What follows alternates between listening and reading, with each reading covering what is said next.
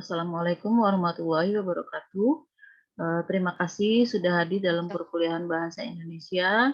Kali ini pertemuan kita pertemuan kedua ya, tetapi di pertemuan ini kita akan membahas materi-materi yang cukup banyak ya, pertemuan yang melingkupi pertemuan ke-1, kedua, dan ketiga ya, kalau bisa keempat ya.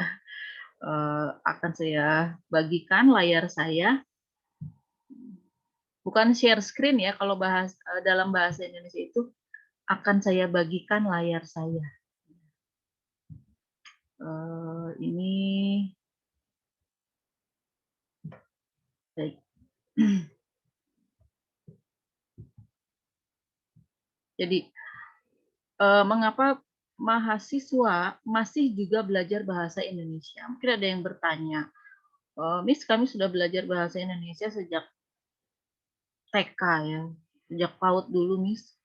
Kemudian kami SD belajar bahasa Indonesia juga, SMP, SMA ya sederajat ya, kami sudah belajar bahasa Indonesia. Mengapa kami belajar lagi di kampus ya? Apakah tidak sebaiknya mempelajari mata kuliah yang lain yang lebih berguna, yang lebih relevan dengan keahlian yang akan kami miliki ya? Jadi begini, mengapa mata kuliah bahasa Indonesia adalah wajib? Ya, dikarenakan mahasiswa seperti yang sudah saya katakan kemarin ya, bukan hanya konsumen ilmu pengetahuan ya, mahasiswa itu bukan hanya yang menerima ilmu pengetahuan, bukan hanya pihak yang mendapatkan informasi ilmu pengetahuan, bukan ya, tapi bukan hanya itu, mahasiswa memiliki tugas. Dia harus mampu memahami tulisan-tulisan ilmiah yang dia terima ya, dan juga harus mampu memproduksi, yaitu menulis sendiri karangan-karangan yang bersifat ilmiah ya. Untuk saat ini, untuk Anda yang ada di semester 8 mungkin sedang menulis skripsi seperti tadi Mas Iyas Fahrozi ya, sedang menulis skripsi, maka perkuliahan bahasa Indonesia ini insya Allah akan berguna dalam teknis penulisannya. Ya. Karena kita akan membahas mengenai bagaimana cara melakukan parafrase, bagaimana cara mencitasi, dan lain sebagainya. Ya. Dan tujuan dari mata kuliah bahasa Indonesia ini tentu saja yang pertama adalah agar kita setia ya, setia terhadap terhadap penggunaan bahasa Indonesia ya. Kita diharapkan mampu menggunakan bahasa Indonesia baku dalam kegiatan yang bersifat formal ya. Karena hanya disitulah kita menggunakan bahasa Indonesia baku. Kita tidak menggunakan bahasa Indonesia baku di rumah ya. Mama, apakah Mama sudah memasakkan makan malam untuk aku? Iya. Jika kita berkata seperti itu di rumah, nanti mama kita akan gini ya. Oh, anget ini kepalanya nih ya. Kamu terlalu banyak menonton sinetron, Nak. Jadi dalam perkuliahan bahasa Indonesia ini diharapkan ya, adanya mata kuliah ini bisa menumbuhkan kesetiaan yang nantinya akan mendorong mahasiswa itu untuk lebih mau untuk mengimplementasikan mengimplementasikan kalimat-kalimat dalam bahasa Indonesia ya, supaya mahasiswa ini mau ikut memelihara bahasa Indonesia ya, kelestariannya, menjadi bangga dengan bahasa Indonesia ya, dan mahasiswa juga menyadari bahwa oh ternyata dalam berbahasa Indonesia itu tidak bisa semaunya sendiri, kita tidak bisa menggunakan kata-kata, semua kata-kata yang kita tahu ya dalam dalam lingkup kita berbangsa Indonesia ini, karena dalam dalam negara Indonesia ada berapa bahasa, kita memiliki lebih dari 700 bahasa kurang lebih ya, bahasa daerah. Jadi tidak semua kata-kata yang digunakan di sekitar kita itu adalah kata-kata dari bahasa Indonesia baku. Jadi kita harus memilih. kita harus kata-kata apa yang memang itu termasuk dalam kata-kata baku ya. Jadi dengan adanya mata kuliah ini diharapkan dalam berbahasa Indonesia Anda menjadi berhati-hati. Oh, saat ini saya sedang dalam forum resmi, maka saya harus menggunakan kata-kata yang baku ya. Mengapa demikian ya?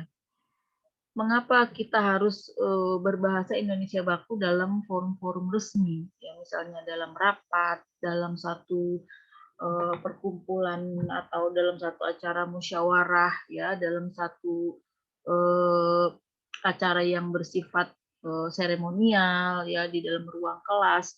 Mengapa kita harus berbahasa Indonesia baku ya? Itu untuk lebih meningkatkan pemahaman dari audiens kita ya. Jika kita menggunakan bahasa daerah, dikhawatirkan ada yang tidak memahami. Misalnya Mas Iyas ya, orang mana tadi, Cianjur atau Garut ya. Mas Iyas berbahasa Sunda. Mungkin nanti Mbak Dinda ya kurang memahami, atau saya ya kurang memahami, atau Mbak Ilma ya. Karena mungkin ada yang berasal dari Jawa Tengah, bukan Jawa Barat ya, atau dia dari Sulawesi atau dari mana ya. Nah, penggunaan bahasa Indonesia baku ini adalah untuk sebagai jembatan ya. Sebagai jembatan agar apa yang disampaikan oleh pembicara itu mampu diterima ya, sesuai dengan maksud si pembicara itu ya, bisa kita terima, bisa kita pahami kalau kita dalam posisi sebagai audiens ya. Nah, tujuan perkuliahan ini adalah juga agar kita terampil menggunakan bahasa Indonesia dengan baik dan benar. Misalnya begini, Anda sudah sarjana tapi bahasa Indonesia Anda masih tidak mampu berbahasa Indonesia baku. Nah, itu sepertinya diharapkan dengan adanya perkuliahan ini itu tidak akan terjadi ya. Jadi saya yakin Anda pernah ya ada dalam acara formal, acara resmi yang di situ pembicara menggunakan bahasa Indonesia baku. Ya, keseluruhan acara itu menggunakan bahasa Indonesia baku. Saya yakin Anda pernah, mulai mungkin dari acara seminar nasional atau mungkin sampai kepada acara lamaran ya. Biasanya acara-acara lamaran ya di sini ya, mereka akan menggunakan bahasa Indonesia baku. Karena di daerah ibu ya, di Kabupaten Bekasi khususnya di Tambun Selatan ini kan kami multi multi apa ya, multi etnik group ya. Kita kan di sini kan banyak berasal bukan hanya dari Betawi saja, tapi ada yang dari berbagai suku lah yang dari Indonesia ya. Maka biasanya dalam acara lamaran, bukan lamaran kerja ya, tapi melamar ya, dalam acara lamaran ini sebelum pertunangan ya. Dalam acara lamaran ini biasanya yang menjadi juru bicara adalah orang yang berbahasa Indonesia baku ya. Kami datang ke sini, keluarga kami perkenalkan diri, kami akan memperkenalkan diri dulu, saya siapa dan ini adalah perwakilan dari keluarganya siapa ya. Jadi mereka akan berbahasa Indonesia baku ya. Dan dipilih anggota keluarga yang paling mampu berbahasa Indonesia baku, dan biasanya anggota keluarga yang paling mampu berbahasa Indonesia baku adalah yang paling berpendidikan. Mungkin Mbak Ilma pernah memiliki pengalaman ya, karena sudah menikah ya, mungkin dulu ketika melamar ya. Jadi biasanya proses lamaran itu kita berikan posisi sebagai juru bicara keluarga adalah orang yang paling mampu berbahasa Indonesia baku. Karena dalam acara lamaran kan dua keluarga itu masing-masing akan menampilkan sisi terbaiknya. Ya. Nah, orang yang mampu berbahasa Indonesia dengan baik, ya berbahasa Indonesia baku dengan baik sekali, maka jika dia berbicara, kita akan melihat, oh orang ini berpendidikan, ya. Oh orang ini orang yang mungkin dari kalangan intelektual ya, orang intelek lah gitu ya. Jadi mereka akan memandang keluarga kita sebagai, oh mereka keluarga yang terdidik, bukan keluarga asal-asal ya. Mereka keluarga yang tahu tata krama, yang tahu berbahasa sopan santun ya. Jadi biasanya itu kesan yang timbul jika kita menggunakan bahasa Indonesia baku ya. Mungkin sebagai calon sarjana ya, Anda nanti akan insya Allah akan diwisuda ya, akan menjadi sarjana. Anda ini ada pada posisi nanti akan ada pada posisi sebagai seorang sarjana. Seorang sarjana, meskipun Anda bukan dari lulusan keguruan, ya, pendidikan, apapun jurusan yang Anda pilih pada saat Anda kuliah, ketika Anda sudah lulus, Anda menyandang predikat sarjana, Anda adalah guru. Anda guru karena Anda memiliki ilmu pengetahuan yang lebih daripada orang yang tidak mempelajari mata kuliah yang sudah Anda pelajari. Maka ada beban ya dalam setiap sarjana untuk membagikan ilmu mereka, ya, membagikan, melaksanakan, ya, mempraktekkan, ya. Nah, dalam praktek, dalam Anda membagikan ilmu kalian, Anda menggunakan komunikasi, ya, baik itu lisan, baik itu tertulis, ya, dan Anda jika Anda menggunakan bahasa Indonesia baku, maka yang audiens yang menerima informasi dari Anda, ya baik secara tertulis ataupun tidak tertulis, ya, maka orang yang menerimanya pun akan merasa oh memang informasi ini datang dari orang yang berpendidikan dan isinya tidak ambigu, ya isinya itu jelas, ya kalimat-kalimat yang dia buat efektif sehingga bisa diterima dengan sangat baik, ya. Jadi itulah mengapa kita harus ada dalam mata kuliah bahasa Indonesia ini. Dan jangan lupa karena mata kuliah bahasa Indonesia adalah mata kuliah keterampilan juga, maka itu harus Anda praktekkan. Ya. Misalnya di dalam keluarga Anda tidak mampu, tidak bisa untuk praktek bahasa Indonesia baku dalam rumah, ya gunakanlah sarana-sarana seperti saat kita berdiskusi di grup WhatsApp ya, atau saat kita berkomunikasi dengan dosen, saat kita berbicara dengan kawan kuliah kita ya, teman kuliah kita, atau di ruang kelas saat seperti sekarang ini. Nah, kita usahakan untuk berlatih menggunakan bahasa Indonesia baku. Ya, kapan lagi kita berbahasa Indonesia baku? Sebab di rumah kita tidak berbahasa Indonesia baku, ya, ataupun di luar kelas tidak berbahasa Indonesia baku. Jadi saya harapkan kita coba, kita berlatih. Saya pun kadang sesekali menggunakan bahasa gaul secara tidak sadar, ya.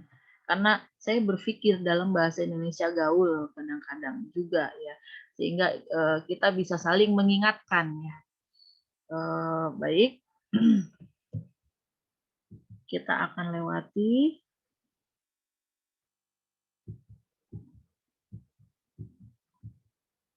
Oke, kita akan ke pengertian bahasa dulu ya. Bahasa adalah media. Media ya, bahasa itu media ya, alat ya, medium yang dipakai untuk membentuk dan mengkomunikasikan pikiran, keinginan dan perbuatan manusia. Manusia itu makhluk sosial, kita makhluk sosial. Kita selalu ingin mengekspresikan apa yang ada dalam pikiran kita, ya, keinginan kita, ya gagasan kita, ide kita kepada orang lain. Kita ingin mengatakan pendapat kita, kita ingin menyatakan maksud kita, ya, dengan orang lain karena kita ini makhluk sosial. Ya. Maka kita menggunakan bahasa sebagai salah satu media komunikasi. Kenapa saya mengatakan salah satu? Karena dalam komunikasi, bahasa itu sebetulnya perannya hanya 35%. Kata-kata dalam komunikasi ya, itu sebetulnya perannya hanya 35% sebagai alat ya. Karena selain bahasa dalam berkomunikasi itu kita ada yang lain seperti ada intonasi ya, kemudian ada gestur ya, gestur kalau bahasa Indonesia ya, ada bahasa tubuh, ada penekanan, ada apalagi ya, jadi dalam berkomunikasi itu bahasa itu tidak 99% sangat penting ya dalam berkomunikasi ya. Kadang-kadang jika Anda suami istri, Anda berkomunikasi tidak perlu dengan menggunakan banyak kata-kata ya. Atau Anda sahabat karib, atau Anda adik kakak, atau Anda orang yang bergaul dengan cukup intens, maka komunikasi tidak perlu dengan menggunakan kalimat lengkap, menggunakan apa ya, kata-kata ya. Kadang-kadang kita hanya sekedar misalnya dengan ya misalnya sahabat ya. Misalnya sebelumnya mereka sudah bicara, nanti kita ini kita akan membuat kado untuk kawan kita ulang tahun. Nah, mungkin kita dalam dalam komunikasi hanya mengatakan sudah. Nanti pihak sana akan mengatakan sudah. Ya, hanya 2 kata sudah selesai. Jadi kata-kata itu tidak memainkan peranan, bahasa tidak memainkan peranan yang sangat sangat sangat sangat paling penting dalam komunikasi ya. Namun demikian ya, saat kita berkomunikasi dengan menggunakan bahasa, maka kita hendaklah menggunakan bahasa Indonesia ya yang baik dan benar, apalagi kalau kita berkomunikasi dengan orang-orang yang majemuk ya, orang-orang bukan dari kalangan suku kita saja ya, orang-orang di Indonesia. Ya, kita sebaiknya menggunakan bahasa Indonesia baku. Oke. Nah, di sini Goris Kraf ya dalam tulisannya Semara Dipa ya tahun 2005 dia mengatakan ada 2 pengertian bahasa. Bahasa sebagai salah satu alat komunikasi ya, yang berupa simbol bunyi yang dihasilkan oleh alat ucap manusia, alat ucap ya. Yang kedua, bahasa adalah sistem komunikasi yang menggunakan simbol-simbol vokal atau bunyi ujaran yang bersifat arbitrer ya. Arbitrer itu apa? Arbitrer artinya mana suka ya. Mana suka itu bukan mama suka loh. Mama suka sih merek ini ya. Merek nori sukaan anak saya. Jadi arbitrer ya, arbitrer ini artinya mana suka atau bahasa gaulnya suka-suka yang bicara, suka-suka yang ngomong gitu ya. Jadi bahasa adalah sistem komunikasi yang menggunakan sistem bunyi ujaran yang terserah siapa yang bicara. Kok seperti itu, Bu? Ya, contohnya begini. Ada satu binatang yang berkaki 4 ya, yang dia kita gunakan untuk alat transportasi ya, yang dia bisa berlari dengan kencang ya, yang di belakang kepalanya ada rambutnya panjang ya, yang dia kuat ya, kokoh ya. Mungkin orang Jawa Tengah akan mengatakan, "Oh, jaran, pikir jaran." Ya. Tapi orang Kabupaten Bekasi mungkin akan mengatakan, "Kuda eta mah." Ya. Atau orang Inggris akan mengatakan, "It's a horse." Ya. Jadi itu tergantung sebuah kata. Sebuah kata itu tergantung dari kesepakatan yang ada di satu daerah tertentu. Ya, misalnya orang Jawa Tengah yang satu mengatakan, oh kejaran, oh yang gede kejaran-jaran ya. Akhirnya semua orang melakukan satu kesepakatan ya. Oh iya, memang itu namanya jaran. Ya. Ada lagi di daerah lain, oh itu namanya kuda. Ya, oh itu namanya horse. Jadi itu disebut arbitrer, mana suka, bunyi ujaran yang bersifat mana suka atau arbitrer ya. Itu adalah bahasa ya yang mana bahasa di dalamnya ada kata, ya. Bahasa adalah sistem komunikasi yang menggunakan simbol-simbol vokal yang bersifat arbitrer, ya. Sehingga kata-kata yang tercipta dari situ pun akan bersifat arbitrer. Oke, itu baru dasar ya. Kemudian sini Santoso mengatakan bahasa adalah rangkaian bunyi yang dihasilkan oleh alat ucap manusia secara sadar. Kenapa sih dikatakan alat ucap? Alat ucap. Karena kalau kita batuk ya, gitu ya. Itu bukan bahasa. Ya, kalau kita batuk itu bukan bahasa ya. Atau kita cegukan ya, kita cegukan itu juga bukan bahasa. Ya, gitu. Oh, apa tuh maksudnya? itu bukan bahasa ya. Jadi ini anak saya nih kelas 2 SMP ya, SMP IT ya, sedang mendengarkan kuliah saya sambil ketawa ya. Ya bagus, sekarang kamu dari kelas 2 SMP menjadi anak kuliahan ya. Alhamdulillah, mamanya jadi bisa sambil mengajar anaknya dan sambil mengajar mahasiswa. Nanti kamu 4 tahun lagi lulus deh.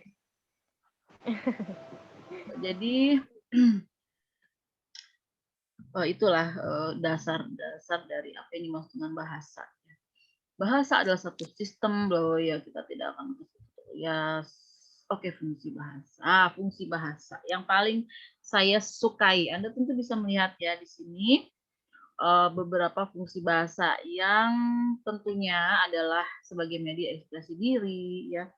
Dan yang paling saya sukai adalah sebagai media kontrol sosial. Ya. Itu yang paling saya sukai. Kenapa media kontrol sosial di sini ada?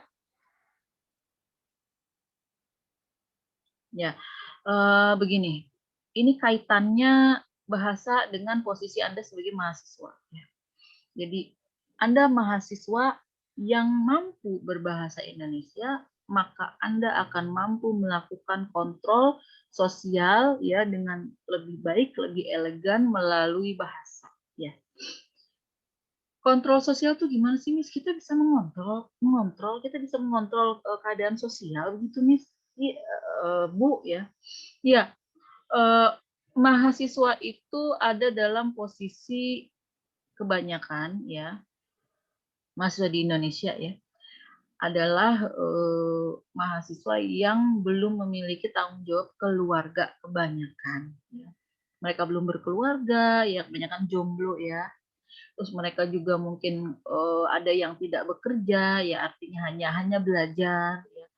Disitulah jika Anda adalah mahasiswa yang hanya belajar dan Anda mahasiswa yang hanya tidak memikirkan keluarga karena belum berkeluarga, ya disitulah saatnya Anda memikirkan orang di sekitar Anda, memikirkan mungkin kalau saya mengatakan memikirkan rakyat Indonesia itu terlalu wow, Miss, itu ini sekali ya, tinggi sekali. Tapi setidaknya Anda memiliki waktu untuk memikirkan apa-apa yang terjadi di sekitar Anda.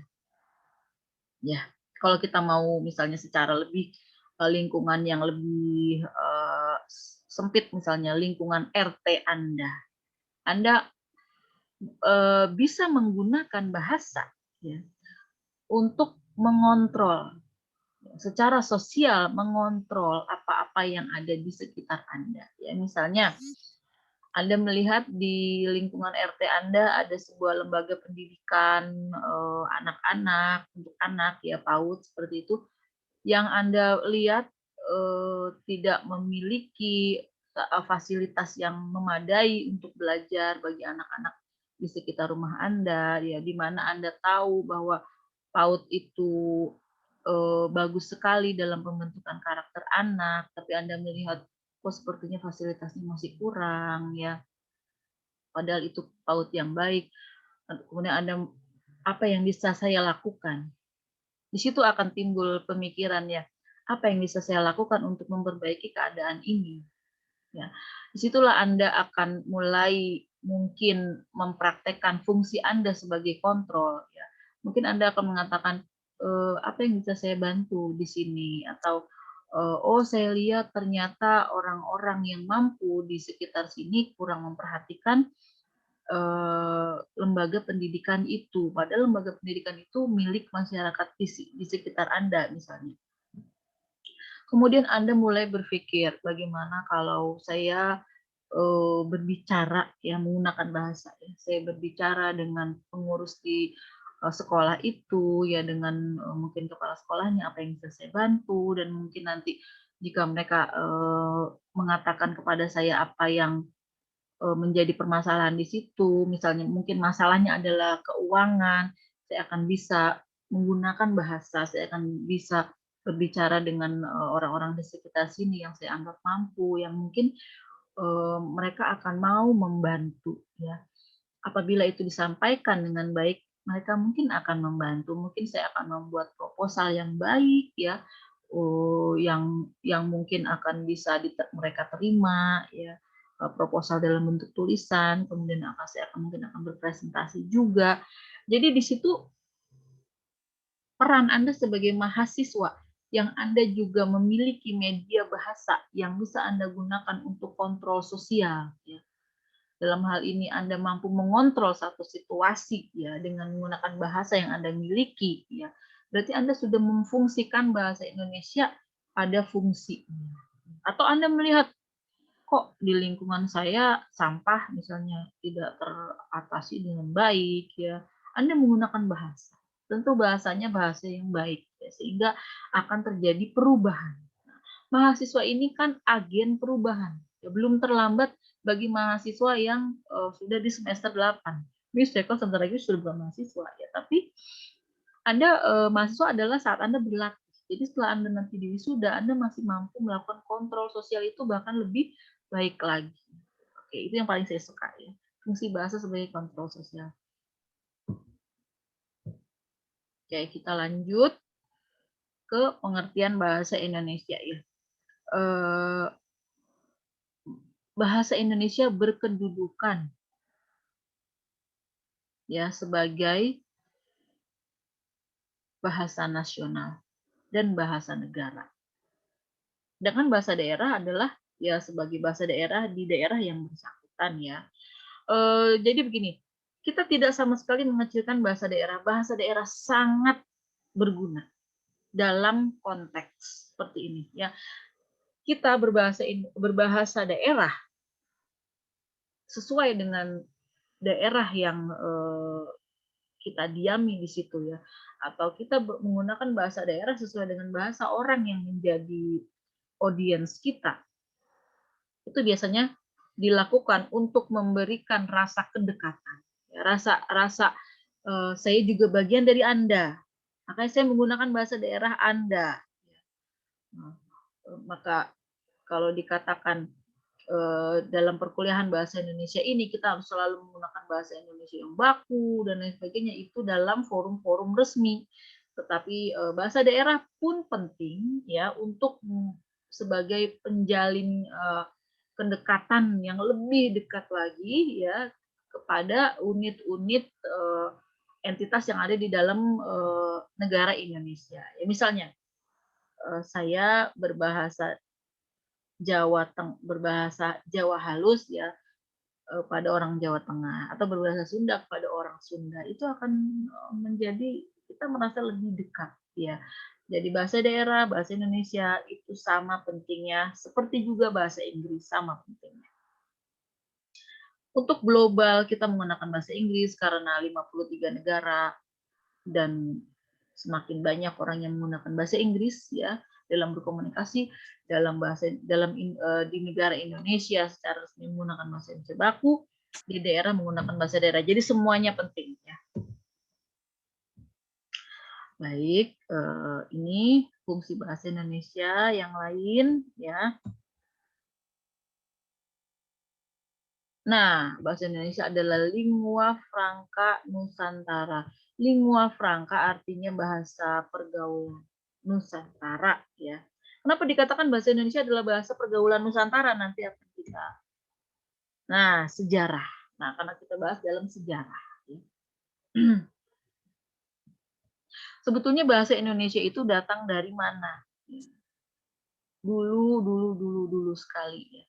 Bahasa Indonesia itu berasal dari bahasa Melayu, yang bahasa Melayu kuno itu berasal dari Kalimantan. Ya, Mas, sampai dengan saat ini ada beberapa suku Dayak yang masih menggunakan bahasa Melayu kuno. Ya. Bahasa Melayu ini pada akhirnya digunakan bukan hanya di Kalimantan saja, ya, dan bukan hanya di Indonesia saja, tapi juga di Malaysia, ya. Jadi dari Kalimantan bahasa Melayu itu kemudian ke Sumatera, ya, khususnya di Kerajaan Pamalayu, ya, mungkin Anda pernah mendengar Kerajaan Pamalayu, ya, itu di hulu Sungai Batanghari, ya, kalau tidak salah. Jadi itu kemudian ke Riau, ya, yang kemudian berkembang. Kenapa bahasa Indonesia itu bahasa Melayu, kenapa bahasa Melayu itu banyak yang menggunakan di Nusantara? Dulu Indonesia bernama Nusantara. Banyak yang menggunakan. Karena bahasa Melayu itu adalah bahasa yang dianggap lingua franca juga, ya, bahasa pergaulan juga, bahasa dagang, ya. Mungkin kalau Anda sudah membaca modul yang saya kirimkan,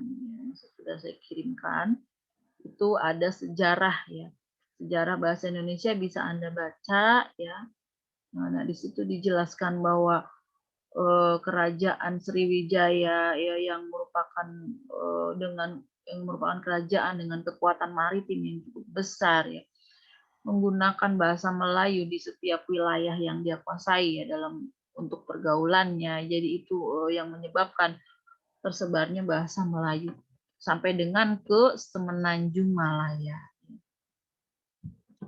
Akan tetapi apakah bahasa Melayu yang digunakan di Malaysia sama dengan bahasa Melayu yang digunakan di Indonesia? Ya. Menurut analisis saya, ya, tentu saja Anda pun sudah tahu sendiri jika Anda memiliki anak yang suka menonton Ipin dan Upin, ya, atau Anda sendiri dulu menonton Ipin dan Upin, ya, Anda akan melihat bahwa bahasa Melayu yang digunakan di Malaysia itu saat ini tidak sama, tidak 100% sama dengan bahasa Melayu yang digunakan di Indonesia, ya. Mungkin masih mirip dengan bahasa Melayu yang digunakan di Sumatera Utara, mungkin sama, ada beberapa persamaan, ya, seperti kata kongsi, ya, kongsi itu artinya berbagi, ya. Jadi kemudian ada kata belanggar atau belanggar itu. Jadi di Sumatera Utara, ya, itu mereka masih menggunakan bahasa Melayu yang digunakan di Malaysia sekarang kebanyakan, ya, dari pengamatan saya sendiri. Akan tetapi bahasa Melayu yang sekarang digunakan rakyat Indonesia yang kemudian dinamakan bahasa Indonesia, ya. Nah, jadi Anda harus tahu bahwa bahasa Indonesia itu sebetulnya bahasa Melayu. Bahasa Indonesia sebetulnya adalah bahasa Melayu yang dinamakan bahasa Indonesia. Ya, ada ceritanya mengapa bahasa Indonesia dinamakan bahasa Indonesia bukan bahasa Melayu, itu ada ceritanya. Ya, karena kita tidak ingin disamakan dengan Malaysia. Malaysia adalah negara persemakmuran, negara yang bagian dari jajahan Inggris yang mereka kita anggap terlalu terlalu lembek lah menghadapi jajahan, ya. Mungkin berbeda dengan kita. Penjajah kita Belanda, ya, dan lain-lain itu sangat keras, ya, terhadap kita, ya. Sehingga kita lebih tidak ingin diasosiasikan atau kita tidak ingin memiliki hubungan dengan penjajah itu, ya. Maksudnya kita tidak ingin disamakan dengan Malaysia lah, ya, pokoknya. Jadi untuk menghindari kesan imperialisme bahasa, ya, jika kita menggunakan nama bahasa Melayu, ya, maka kita namakan bahasa Melayu yang menjadi bahasa pemersatu kita sesuai dengan Sumpah Pemuda tahun 1928 ya, kita menamakan bahasa Melayu itu dengan bahasa Indonesia, bukan bahasa Melayu ya. Kita tidak mau disamakan dengan Malaysia ya. Jadi kita mendapatkan kemerdekaan, akan mendapatkan kemerdekaan dengan perjuangan, bukan dengan diberikan secara cuma-cuma ya. Kita tidak ingin kita menamakan bahasa kita bahasa Indonesia, bukan bahasa Melayu ya. Jadi itu lebih ke politik ya. Sebentar.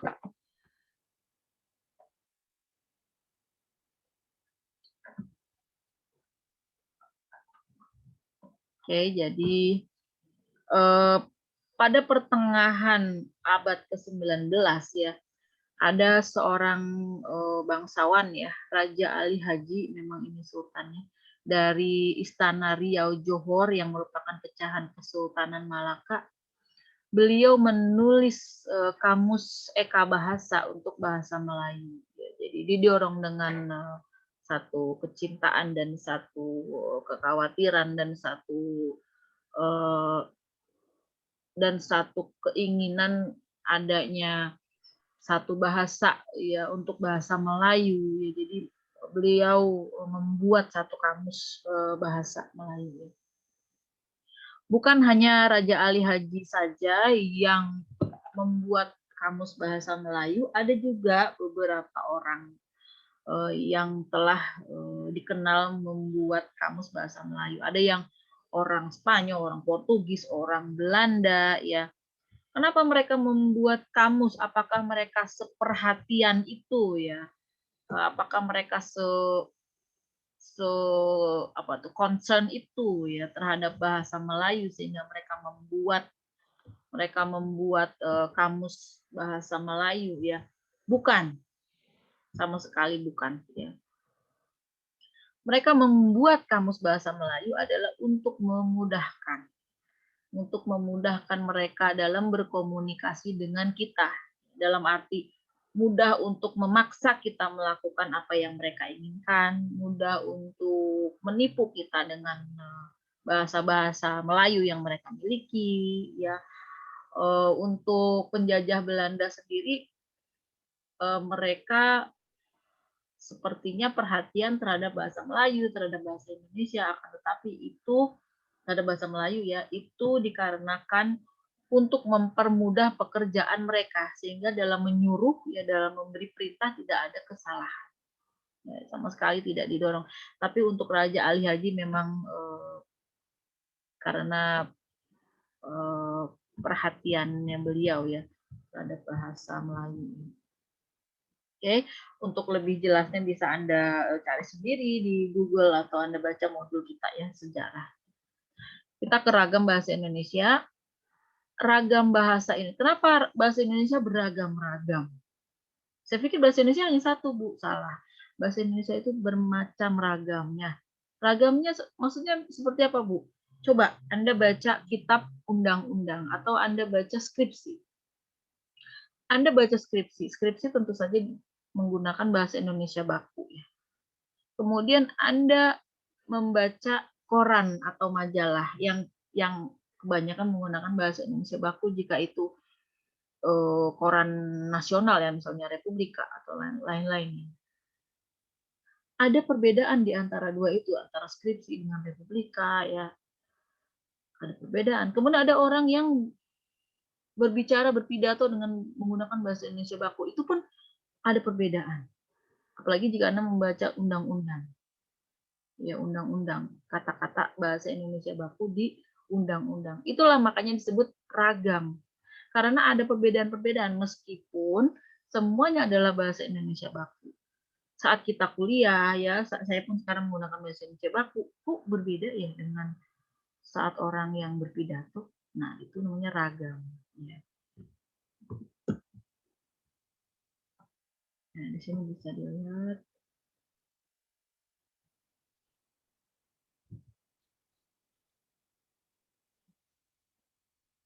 Nah, sini sudah tadi ya, sudah saya baca. Sudah saya jelaskan bahwa jika Anda berbahasa Indonesia baku, maka Anda tidak akan menimbulkan atau Anda tidak akan mengatakan kata-kata yang bersifat multitafsir ya dalam berbahasa Indonesia baku. Oke. Coba kalau Anda perhatikan ya dalam paragraf ini. Ada berapa sih kata serapan yang ada dalam paragraf ini? Kata serapan adalah kata yang diserap, yang diambil dari pengaruh-pengaruh yang pernah ada di wilayah Nusantara. Ya. Kira-kira bisa tidak Anda mendeteksi atau Anda melihat atau Anda mengira-ngira berapa persen kata serapan yang ada dalam paragraf ini? Ya misalnya, oh saya tahu Miss ini berfoto-foto ini mesti bukan bahasa Indonesia, bukan bahasa yang berasal dari kekayaan budaya Indonesia nih Miss. Pasti ini kita ambil dari bahasa lain ya, betul ya. Nah, jadi coba Anda cari lagi di sini kira-kira berapa persen ya, kira-kira berapa persen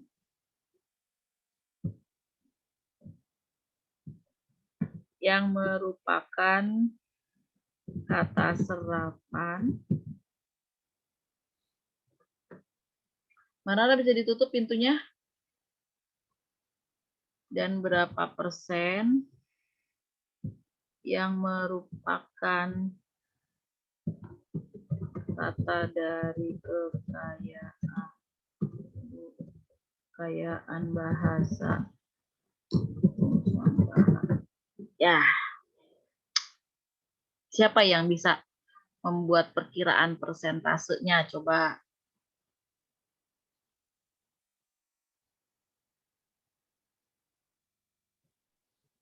Ya, kalau Anda menyimak ya, mungkin ada yang mengatakan, Miss ini sepertinya 10% adalah kata serapan, Miss.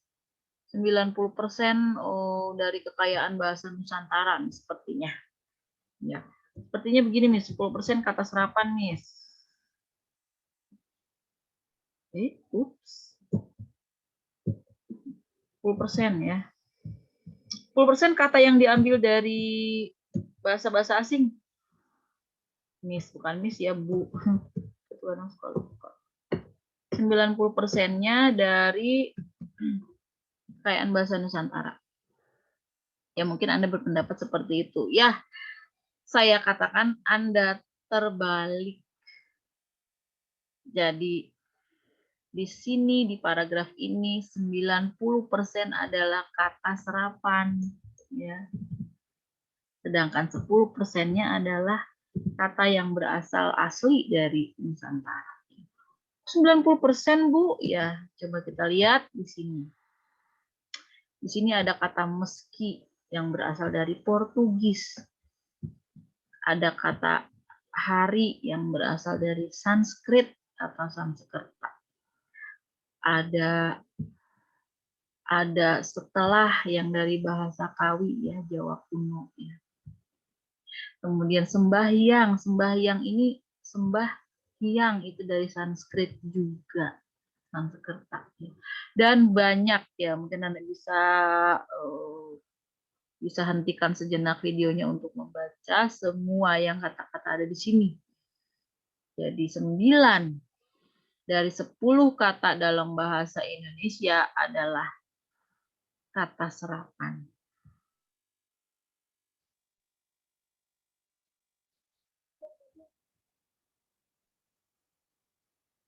Baik, saya lanjutkan ya. Nah, yang saya beri merah ini adalah yang merupakan bukan kata serapan. Jadi hampir semuanya ya. Nah, di sini ada pembahasan yang ketiga mengenai ejaan bahasa Indonesia yang disempurnakan atau dulu namanya EYD ya, memiliki nama atau bernama EYD. saat ini kita tidak menggunakan EYD, istilah EYD, kita menggunakan PUEBI. PUEBI adalah yang tadi sudah saya bagikan di grup obrolan kita ya. PUEBI adalah pedoman umum ejaan bahasa Indonesia, itu yang kita gunakan. Mengapa sekarang namanya dinamakan PUEBI, itu istilah sih ya, istilah ya. Sebetulnya PUEBI pun adalah ejaan bahasa Indonesia yang semakin disempurnakan. Yang dimaksud ejaan adalah tata aturan berbahasa tulis.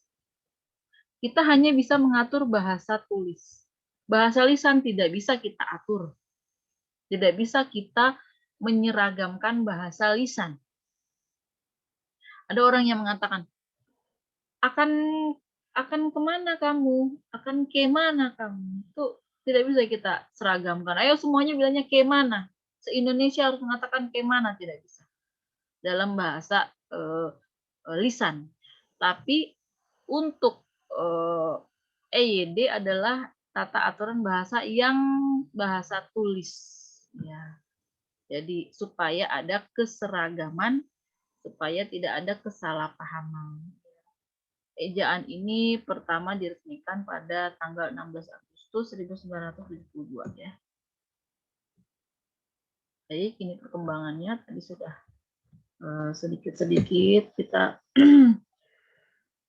kita sampaikan ya. Itu bisa Anda baca lagi ya. Baik, jika ada yang ingin mengetahui berapa sih kata serapan dalam bahasa Indonesia, kita lihat di sini ya.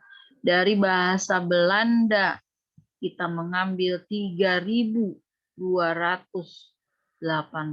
kata. Dari bahasa Inggris kita mengambil 1.610 kata. Ya. Dari bahasa Arab kita mengambil 1.490. Ya ini perkiraannya. Dari bahasa Sanskerta dan lain-lain. Ya. Banyak yang kita ambil dari kata asing yang kita serap. Itulah sebabnya bahasa Indonesia itu berbeda dengan bahasa Melayu yang ada di Malaysia. Karena bahasa Melayu yang ada di Malaysia mungkin perkembangannya tidak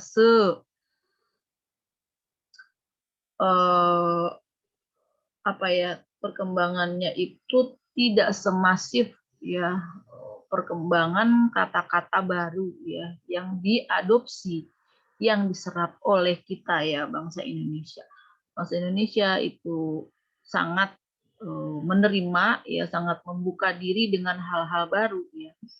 Jadi ada seorang kawan saya berasal dari Malaysia yang datang ke Indonesia pada waktu itu ingin membuat satu pabrik pengolahan ya adalah ya, saya tidak bisa ceritakan di sini. Beliau berbahasa beliau berbahasa Melayu ya dari sana, dan saya berbahasa Indonesia. Akan tetapi kita dalam berkomunikasi tidak menggunakan bahasa Melayu. Dalam arti beliau ini kawan saya wanita ya, tidak menggunakan bahasa Melayu dan saya tidak menggunakan bahasa Indonesia. Mengapa demikian? Kami sudah pernah mencoba ya. Jadi kawan saya menggunakan bahasa Melayu, saya menggunakan bahasa Indonesia dan yang terjadi adalah sepanjang hari itu ya seperti situasi komedi ya, karena saya menganggap bahasanya beliau itu lucu dan beliau menganggap bahasa saya lucu. Ya.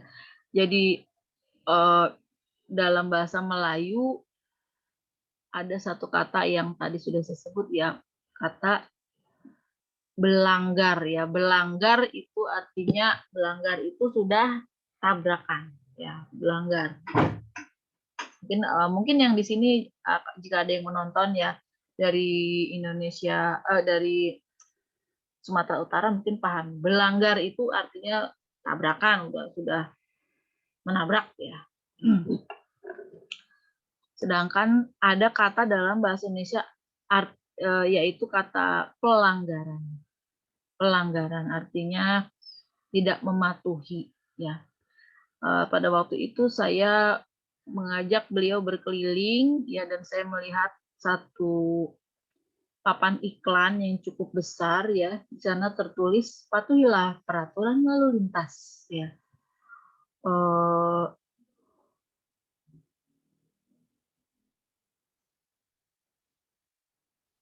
Pelanggaran lalu lintas bisa menyebabkan kecelakaan.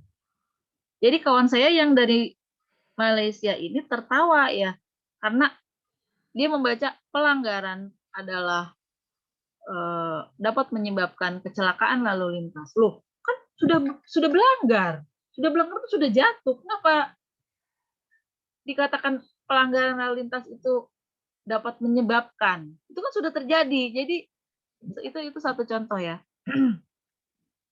Akibatnya ya menyadari hal ini ya saya berbahasa Inggris dengan beliau. Beliau pun berbahasa Inggris agar kita menjadi serius ya. Sebab jika beliau berbahasa Melayu, saya berbahasa Indonesia, itu nanti kita ya tertawa-tawa terus ya. Tidak jadi serius.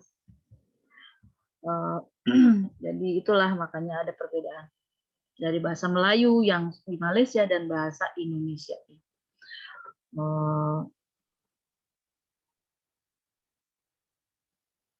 Oke. Di sini ada pembahasan penggunaan tanda baca, penggunaan huruf kapital, penggunaan kata. Saya mohon Anda membuka file yang sudah saya bagikan. Di situ adalah buku tentang pedoman umum ejaan bahasa Indonesia. Tolong Anda baca penggunaan tanda baca, penggunaan huruf kapital, dan penggunaan kata. Karena ini sangat penting, khususnya bagi Anda yang sedang menulis skripsi, ya, atau akan menulis makalah, kertas kerja, ya, paper, dan lain-lain, agar jangan terjadi, misalnya, ada pernah saya temui mahasiswa, ya, dia setelah tanda baca, setelah titik atau setelah koma itu tidak pernah ada spasi. Atau sebelum titik dia selalu meletakkan spasi. Atau yang seharusnya dia beri koma, dia tidak beri koma. Tanda baca itu sangat penting sekali loh. Khususnya koma ya. Apa jadinya jika kalimat ini tidak ada komanya? Tidak ada koma dalam kalimat ini.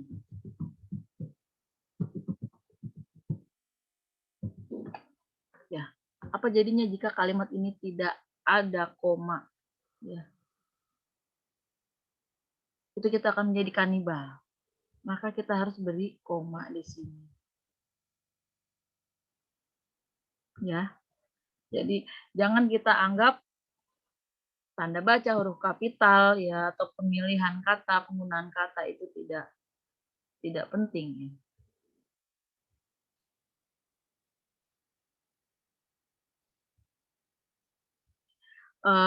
Saya pikir itu saja tugas untuk hari ini ya. Mohon hari ini Anda membaca yang tadi sudah saya jelaskan ya di modul kita.